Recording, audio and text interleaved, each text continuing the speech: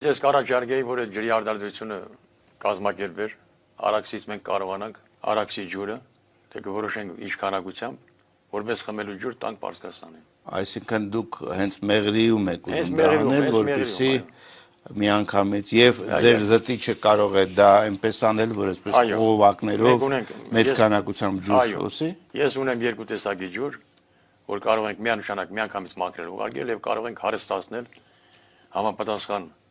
բնական կոմպոնենտներով, ոսվելաթթվով, սելենով, կարալով եւ այլն մի խոսքով, մրջնաթթվով, որը արդեն դա գնում է բուժական։ Գաղտնիք չի տարիներ առաջ, որ Իրանը խնդրում էր, ասում էր, ես բերեմ իմ ծախսերի հաշվին, դնեմ Մեղրի գետի տակունքներում խողովակ, խմելու ջուր որպես, ես քաշում ու տալիս էր 1 խորանարդ մետրին, չեմ հիշում բավական մեծ գումար, որը ամենայն դեպս շատ ավելին է, քան գազը կամ նավթը։ Այսինքն մենք ունենք այդ ռեսուրսը, բայց մենք որպես այդպեսին շատ փնթի, այդ բառատող ինձ ներեն, եթե ինձ լսում են, փնթի ենք ուրեմն այդ ծախսում։